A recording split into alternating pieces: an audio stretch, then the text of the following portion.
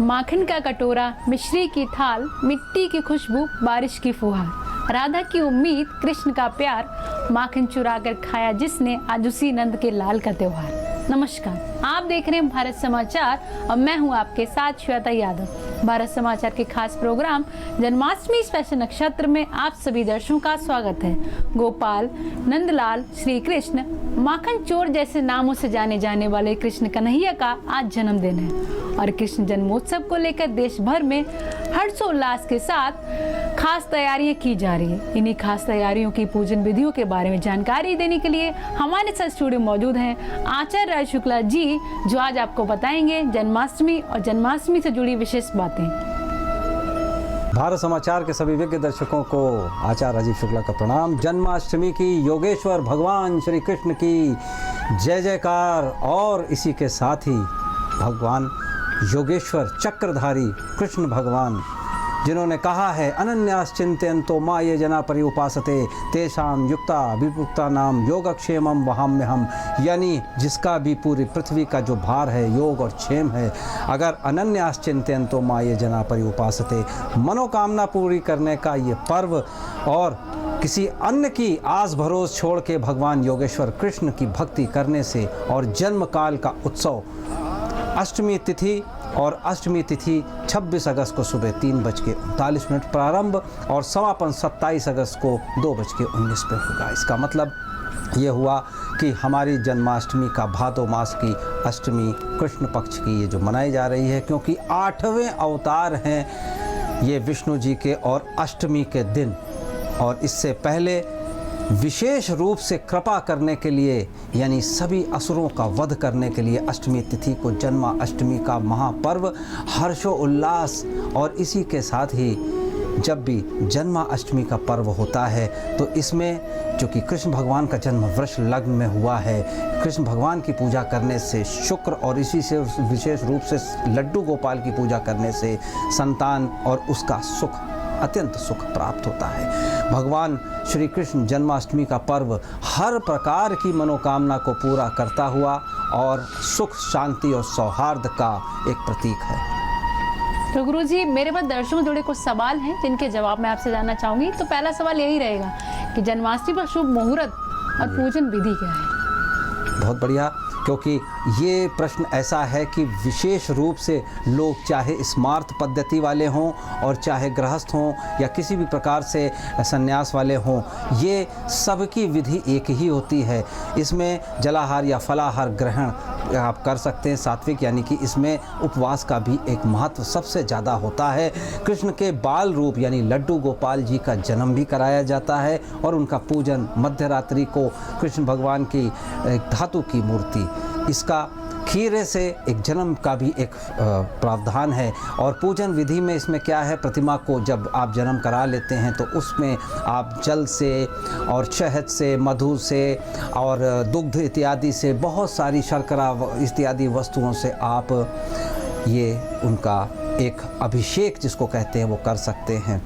माखन मिश्री का भोग लगाना बहुत ही उत्तम होता है। भगवान को झूले में बैठा के बिल्कुल उसी तरह से लड्डू गोपाल नाम से ही ऐसा लगता है कि प्रसन्नता ही प्रसन्नता। भगवान श्री कृष्ण जैसे कहते हैं प्रणत क्लेश नाशाय गोविंदाय नमो नमः, हरे परमात्मने यानी सारे दुखों को हरे और प्रणत क्लेश नाशाय गोविंदाय नमो नमः। तो गोविंदा का जन्म यानी वैसे तो भगवान अजन्मे होते हैं, लेकिन हम लोग दुलार में, प्यार में, प्रेम में, आनंद में मध्य रात्रि को भगवान कृष्ण की धातु की मूर्ति से उनका जन्म करा के आनंद लेते हैं। जैसे गुरुजी, जन्माष्टमी पर लड्डू गोपाल का श्रृंगार कैसे करना चाहिए, और एक सबसे जरूरी चीज उनके वस्त्र कैसे होने चाहिए, और सबसे जरूरी कि ये जो मोर का पंख है ये उनके मुकुट में मतलब क्यों होता है हमेशा, और मोर का पंख ही क्यों मतलब वो अपने मुकुट में रखते हैं, इसकी क्या विशेषता है? बहुत ही विशेष ऐसा ये प्रश्न है, ये बहुत ज़्यादा लोगों को पता भी नहीं है और लोग क्वेश्चन इस तरीके का करते भी नहीं है। सबसे पहले मैं आपके सबसे आखिरी वाले प्रश्न का उत्तर दे दूं कि मोर पंख ही क्यों। मोर एक ऐसा प्राणी है जिसमें किसी भी प्रकार लेश मात्र भी काम, क्रोध, लोभ, मोह, यानी जितने भी जीवों में जितने भी दुष्प्रवृत्ति होती है, मोर एक ऐसा होता है जिसमें विशेष रूप से काम प्रवृत्ति बिल्कुल नहीं होती है। इसलिए भगवान श्री कृष्ण अपने मुकुट में लगा के ये संदेश देते हैं कि जो भी हो निष्काम भाव से सारे कर्म करो। मोर का पंख प्रतीक होता है निष्काम भाव से कर्म करने का। जैसे कहते हैं योगक्षेमम वहम में हम, तो योगक्षेमम वहम में हम तभी होगा जब आप निष्काम कार्य से करेंगे।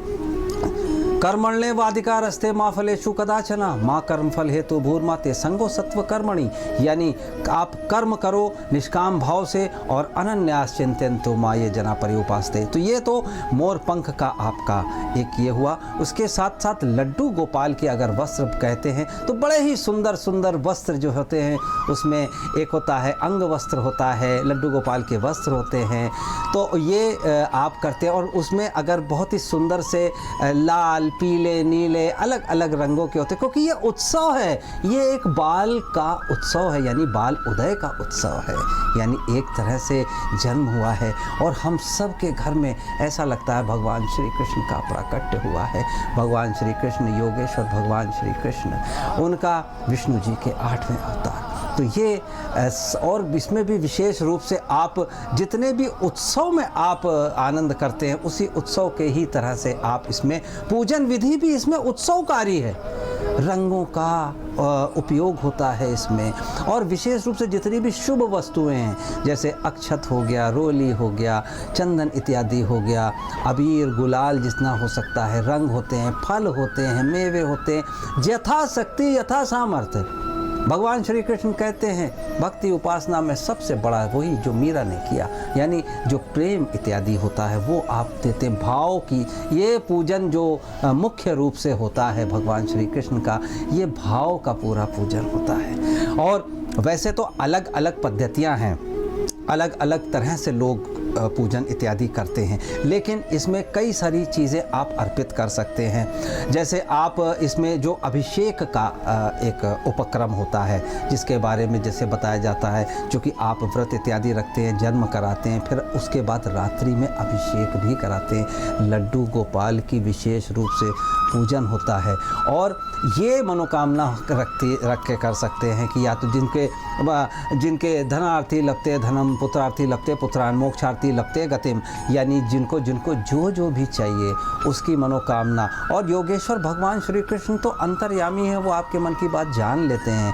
और लेकिन फिर भी भगवान हैं, प्रेम है, आनंद है, सुख है, सौहार्द है, शांति है, प्रभुता है। इस प्रकार से अनन्यास चिंतयन्तु, यानी कि किसी अन्य की और भक्ति छोड़ के आप आनंद मंगल हो के योगेश्वर भगवान श्री कृष्ण को पूजें, सारी मनोकामनाएं पूरी होती हुई देखी जाती है। जैसे गुरुजी कहा जाता है कि शंख, पूजा के समय शंख की बहुत विशेषता है, और ये भी कहा गया है कि श्री कृष्ण को जो भी अर्पित करें वो शंख में डालकर ही अर्पित करना चाहिए।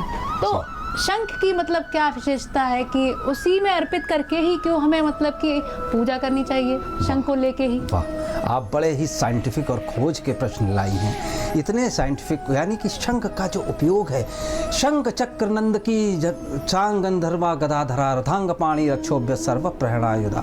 शंख और चक्र गदा हस्ते ये महालक्ष्मी के हाथों का होता है। इसका मतलब ये होता है कि शंख एक वैभव, चूँकि शंख को लक्ष्मी सहोदर भी कहा जाता है, यानी भगवान विष्णु के साथ माँ लक्ष्मी और माँ लक्ष्मी के सहोदर यानी भ्राता हैं। इस प्रकार से चूँकि शंख चक्र और इसी के साथ ही आप तो आयुध तो रखेंगे, लेकिन उनका जब पूजन होगा तो आयुधों से पूजन ना हो के, चूँकि हाथ में हमेशा शंख यानी लक्ष्मी सहोदर, यानी आप जो सुख सौहार्द और इसके साथ ही आपको ऐश्वर्य देते हैं भगवान श्री कृष्ण, उसका प्रतीक होता है। और शंख जो शुद्धतम वस्तुएं हैं इस पृथ्वी पे, उसमें शंख भी एक है। और ये शंख जो कि समुद्र मंथन के बाद निकला हुआ एक वस्तु है, समंदर से निकला हुआ है, जो माँ लक्ष्मी का स्थान है। इससे अगर आप अभिषेक करेंगे तो निश्चित रूप से आपको बहुत अच्छा लाभ भी होगा। तो शंख का प्रभाव, चूँकि विष्णु जी के साथ शंख का प्रभाव, और शंख का जल कई प्रकार के जीवाणुओं, विषाणुओं इत्यादि को नष्ट भी करता है। और शंख जहाँ बजता है वहाँ के एक बराबर घेरे में कुछ मीटरों के घेरे में, या कुछ अगर और तेज़ आवाज़ है तो कुछ एक और दूरी तक वहाँ के पूरे विषाणु जीवाणु, ये साइंस बताती है, विज्ञान बताता है कि जहाँ जहाँ शंख बजता है वहाँ वहाँ इस प्रकार की बीमारियों का प्रवेश नहीं होता। इसीलिए शंख बजाने की परंपरा है। तो उसी शंख का जल, चूँकि ये बालक हैं, अभी अभी उनका उदय हुआ है, इसलिए बालक के साथ जैसे हम लोग कहते हैं कि हर प्रकार का सैनिटाइजेशन होना चाहिए, तो शंख क्या जल जो है एक प्रकार का सैनिटाइज्ड जल होता है। क्योंकि ये भाव है कि बालक के हमेशा साफ सुथरा और सबसे अच्छी उत्तम चीज़ों का प्रयोग होना चाहिए, इसलिए शंख के जल से ही ज़्यादातर ये देखा जाता है। वैसे अगर अवेलेबल है तो बहुत अच्छा है, नहीं तो फिर भी कोशिश करें शंख के जल से उनका अभिषेक अवश्य करें। तो गुरुजी, जैसे श्री कृष्ण जन्माष्टमी पर जो लोग व्रत रखते हैं, तो उन व्रती लोगों को किन विशेष बातों का ध्यान रखना चाहिए? जैसे कि व्रत रखा है तो किस किस चीज़ को ध्यान रखे ही वो व्रत रखें, कोई ऐसी कमी ना रह जाए, कुछ ऐसा गलत ना कर दे, तो वो कौन सी विशेष बातें होनी चाहिए जिसको हमको ध्यान रखना चाहिए? देखिए, ये हम लोग का जो आप भारत समाचार पर प्रोग्राम आप लोग देख रहे हैं और जिस प्रकार के क्वेश्चन आप पूछ रही हैं, उससे एक एक वस्तु, एक एक चीज़ क्लियर हो रही है हमारे भक्तों की। तो सबसे बड़ी बात यह है कि अगर व्रत की बात जहाँ तक आती है, व्रत का मतलब ये होता है, हम लोग कहते हैं व्रत इति उपवासम। उपवासम मतलब ये होता है उपवास, यानी कि हम लोग केवल ना कुछ खाना पीना एक व्रत नहीं होता है। व्रत मतलब एक संयम से उपवास, यानी हम अपने प्रभु के साथ आज हैं पूरे दिन। उपवास यानी अपने साथ, अपने प्रभु के साथ वास हम कर रहे हैं। तो व्रत में विशेष रूप से सबसे पहला नियम तो होता है शुद्धि का। बाह्या अभ्यंतर शुचि, यानी कि आप अंदर से भी शुचिता रखिए। बाह्या मतलब तो आप स्नान ध्यान करेंगे वो ठीक है, लेकिन अंतर शुचि मतलब ये है कि किसी के भी बारे में आप कुविचार इत्यादि उस दिन कम से कम अपशब्दों का प्रयोग इत्यादि, ये सब तो चीज़ें बिल्कुल मना है। दूसरी बात, कुछ फलाहार की अगर बात होती है तो फलाहार में भी जब भी व्रत के उपरांत तो वो ऐसा होना चाहिए जो विशेष रूप से बिल्कुल शुद्धता के भाव से, आनंद के भाव से जो बनी हुई वस्तु है। तामसिक वस्तुओं का बिल्कुल भी इस उपवास में या किसी भी उपवास में, जलाहार फलाहार आप, वो तो आपके ऊपर है। अगर आपकी अपना स्वास्थ्य ठीक है तो बिन निर्जल भी रख सकते हैं उपवास, फलाहार के साथ भी रख सकते हैं। इसमें पूरी छूट देते हैं हमारा शास्त्र कि आप अगर अपने स्वास्थ्य के हिसाब से करें, जो भाव से रखते हैं उपवास, वो ज़रूर एक बात का ध्यान रखें, जितना ज़्यादा से ज़्यादा हो सके नाम का प्रभाव ले लें। नाम मतलब जो भी आप अपने अंदर, जो भी अपने इष्ट हैं, भगवान श्री कृष्ण हैं, तो भगवान श्री कृष्ण का आप जप इत्यादि जरूर कर लें। कृष्णम वंदे जगत गुरुम, ये लीला है इनकी प्रभु की कि वो बाल रूप में हैं, लेकिन हैं वो क्या? योगेश्वर भगवान श्री कृष्ण विष्णु जी के अवतार। और कृष्णम वंदे जगत गुरुम, यानी जगत गुरुम मतलब हमको पूरे, हमारे पूरे समाज को, पूरे प्राणियों को, पूरे जितने जीव हैं सबको शिक्षा देने के लिए कि आप इस प्रकार का आचार विचार व्यवहार करिए। तो सबसे बड़ी चीज़ क्या हो गया? सम दम नियम। तो नियम आप रखिए, सम रखिए और दम, यानी कि अपने अंदर थोड़ा सा संयमित उस दिन, यानी कि अपने व्रत वाला का जो उपवास का आपने पूछा किस प्रकार से उपवास में क्या क्या सावधानियां, तो ये। और इसमें भी एक चीज़ ज़रूर है कि दिन के समय शयन, ये भी अगर आप अवॉइड कर सकें, अगर आप स्वस्थ हैं तो शयन करने से बचें। और जब भी आप पारण करें तो वो आप जन्म कराने के बाद ही पारण करें। तो गुरुजी, अब व्रत की तो बात हो गई, तो अब बात प्रसाद की भी होगी जी। तो जन्माष्टमी में पंचामृत का विशेष महत्व है। जी जी, बहुत। तो पंचामृत को बनाने के लिए मतलब किस तरह से बनाना चाहिए? पंचामृत की मतलब काफ़ी खासियत कही जाती है कि पंचामृत कैसा होना चाहिए। जन्माष्टमी पर मतलब उसकी काफ़ी विशेषता भी है। तो पंचामृत मतलब किस तरह से बना होना चाहिए पंचामृत, क्योंकि जन्माष्टमी पर बहुत जरूरी होता है। जी बिल्कुल बिल्कुल। अमृत जो बोले गए, पंच अमृत, जैसे इसका शब्द है पंच अमृत, तो इसमें 5 प्रकार के पदार्थ पड़ते हैं। दूध, दही, घी, जो शर्करा पड़ता है, शहद पड़ता है। इस प्रकार से जो 5 प्रकार के शुद्धतम जो वस्तुएं होती हैं, जैसे घी दुग्ध, ये सब इस पृथ्वी की, जैसे शंख के बारे में मैंने पहले बताया, तो शंख की ही तरह ये जो दुग्ध है, ये और घी है, दही है, ये सब जो गोधन है हमारा, यानी गौ से मिलने वाला जो धन है, इसी का अमृत है। तो गंगा जल भी मिलाते हैं इसमें, तो ये 5 प्रकार का पंच अमृत बन जाता है। तो पंचामृत इन सब वस्तुओं से होता है। लेकिन पंचामृत में आज जन्माष्टमी का जो पर्व का प्रभाव पड़ रहा है, तो जन्माष्टमी के प्रभाव में ये पंचामृत बनता है अभिषेक करके भी। कुछ लोग, उसका एक पद्धति है बनाने की, यानी एक एक वस्तु से या एक साथ पंचामृत बना के आप अभिषेक करेंगे और उसी को पाएंगे, यानी कि उसी को आप ग्रहण करेंगे। यानी आपने, या तो आपने जैसे जब भी आप जब जन्म के बाद लड्डू गोपाल का आप अभिषेक करेंगे, जैसा कि आप देख भी पा रहे होंगे, बहुत वस्तुओं से, शुभ वस्तुओं से, पुष्प प्रसाद इत्यादि सब होता है, लेकिन ये जो 5 प्रकार की वस्तुएं हैं, इससे अभिषेक करके जो मिलता है वो ही होता है अमृत। और पंच अमृत आज का अभिषेक के बाद का जो ग्रहण करता है, उसका आप ये समझिए कई प्रकार के दोषों, पापों, शोकों, तापों इत्यादि का नाश होता है। ये पंचामृत का इतना बड़ा विधान है, इतना बड़ा वो पर्व है। और चूँकि जो ज्योतिषीय हिसाब से अगर हम देखें तो वृषभ राशि का प्रभाव दिखता है, चंद्र का प्रभाव दिखता है, रोहिणी नक्षत्र का प्रभाव दिखता है, अष्टमी तिथि का प्रभाव दिखता है। तो इन पदार्थों में एक भगवान श्री कृष्ण की कृपा से स्वयं में दिव्यता एक आ जाती है, और उस दिव्यता को जो भी ग्रहण करेगा, उसके अंदर की जितनी भी बुराइयां हैं वो नष्ट होती हुई देखी गई हैं। इसका इतना बड़ा विधान है पंचामृत का, और ये बिल्कुल साइंटिफिक भी है, जो ऋतु के हिसाब से भी बनता है। गुरुजी, इस जन्माष्टमी पर खास योग बन रहा है, जैसे कि कहते हैं कि सोमवार को ही श्री कृष्ण का नामकरण हुआ था, और इस बार की जन्माष्टमी भी सोमवार को ही आज है। तो इस जन्माष्टमी को कौन कौन से खास योग हैं?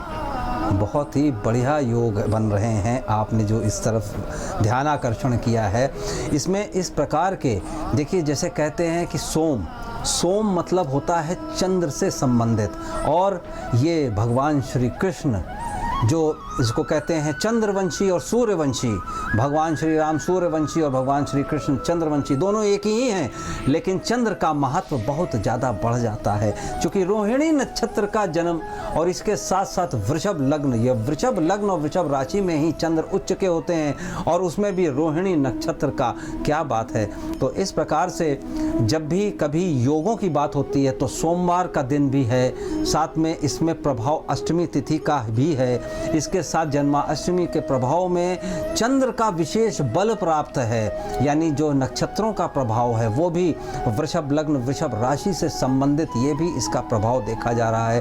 तो इसमें शुभ योग का भी निर्माण हो जाता है, इसमें गोवर्धन योग का भी निर्माण हो जाता है, इसमें सौष्ठव यानी कि जिसको कह सकते हैं कि अपने स्वास्थ्य के वर्धन का भी वृद्धि योग बन जाता है, और क्लेश नाशाय यानी क्लेश नाशन योग का भी निर्माण होता है। तो बहुत प्रकार से शुभ ही शुभ योग होते हैं। भाद्रपद का महीना वैसे भी भगवान श्री कृष्ण, गणेश जी और भैरव जी को समर्पित है। इसका मतलब ये अगर मुहूर्त के हिसाब से जैसा बताया जा रहा है 12 बजे से 12:44 का जो पूजन का मुहूर्त है, उसके अगर हिसाब से उसका पालन किया जाए तो आप इस मुहूर्त पे विशेष आप लोग लाभ। हाँ, विशेष चीज़ ये हो जाती है कि चंद्र का बल यदि कुंडली में क्षीण है, जैसे कई लोग मानसिक अवसाद इत्यादि या परेशानी, मेंटल टेंशन इत्यादि, उनके लिए तो विशेष ये जन्माष्टमी का पर्व बन रहा है। इसमें भगवान श्री कृष्ण योगेश्वर का ध्यान करें, जरूर लाभ होगा। तो अब गुरुजी सबसे ज़रूरी बात कि जब पूजा कर रहे हैं, श्री कृष्ण का पूज रहे हैं, तो उस वक्त किन मंत्रों और किन स्तुतियों का हमें जाप करना चाहिए जिससे हमारी बात श्री कृष्ण तक पहुंच सके? ये तो बहुत ही अच्छा हमारे सनातन वैदिक आर्य धर्म में है कि हम अपनी बातें कुछ स्तुतियों के द्वारा अपने प्रभु तक पहुंचाते हैं। कृष्णाय वासुदेवाय हरे परमात्मने प्रणत क्लेश नाशाय गोविंदाय नमो नमः।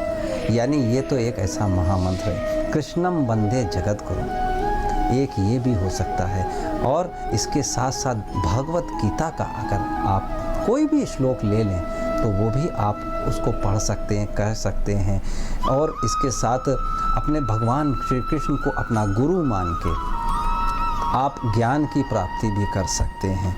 और भगवान श्री कृष्ण का मधुराष्टकम, इसका पाठ भी कर सकते हैं। अधरम मधुरम वदनम मधुरम मधुराधिपतये अखिलम मधुरम।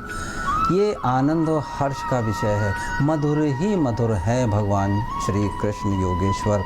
इनके से बहुत सीखने को भी मिलता है। और एक एक वस्तु अगर आप ध्यान दें तो भगवान श्री कृष्ण बताते हैं कि किस प्रकार से हम योग और क्षेम तो तुम्हारा ले लेंगे, लेकिन उसका कंडीशन ये रहेगी अनन्यास चिंतन। तो केवल और केवल आप उनमें ध्यान लगाएंगे, इधर उधर और कहीं भी नहीं। क्योंकि भगवान श्री कृष्ण योगेश्वर इनके ध्यान मात्र से ही, मंत्र और स्तुति तो बहुत सारी हैं, लेकिन इनके ध्यान मात्र से कल्याण है। जैसे गुरुजी श्री कृष्ण की बांसुरी जिसकी ध्वनि ही मतलब इतनी मधुर है, वाह। तो वैसे अगर अपने जीवन में मधुरता लानी हो वाह। तो उसके लिए आज के दिन क्या उपाय करना चाहिए? वाह। जैसे प्रसन्नता, मधुरता सब कुछ बनी रहे और आज का दिन इतना खास है, वाह। तो उसी को लेकर मतलब मैं आपसे जानना चाहूंगी। मेरा खुद का भी है और हमारे दर्शकों के लिए भी अच्छा रहेगा।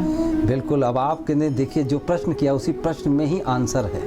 जो आपने बांसुरी की बात की और बांसुरी की मधुरता, तो एक बहुत बढ़िया उपाय होता है कि हम योगेश्वर भगवान श्री कृष्ण को, राधा रानी को और इनका जो भी इनकी अपनी मूर्ति स्थापित करके एक यदि अगर बांसुरी भगवान श्री कृष्ण के श्री चरणों में देंगे तो हमारे जीवन में भी मधुरता आएगी। माखन मिश्री का भोग लगा देंगे, हमारे जीवन में भी मधुरता आ जाएगी।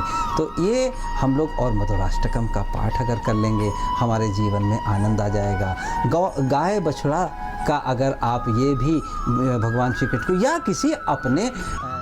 किसी भी अपने को, किसी अभिन्न को अगर आप ये देते हैं गिफ्ट इत्यादि करके भी या कैसे भी देते हैं, तो भी आपको अच्छा उपाय है। तो आज जन्माष्टमी पर सब कुछ ऐसा है जो हमने कवर ही कर दिया है दर्शकों के लिए, ताकि दर्शकों को ऐसी कोई भी शंका ना रहे। जी। तो आज के लिए इतना ही। तो आज आपने जाना जन्माष्टमी से जुड़ी कुछ खास बातें, और जानकारी के लिए आप गुरुजी को कांटेक्ट भी कर सकते हैं 8004036524 पर। ये गुरुजी का व्हाट्सएप नंबर है, इस पर टेक्स्ट मैसेज कर अपने सवालों के जवाब भी पा सकते हैं। और साथ ही गुरुजी की ईमेल आईडी है rajushukla@gmail.com। तो आज के जन्माष्टमी स्पेशल नक्षत्र में बस इतना ही। कल फिर आप सभी से मुलाकात होगी विशेष जानकारी के साथ। तब तक के लिए देखते रहिए भारत समाचार। नमस्कार।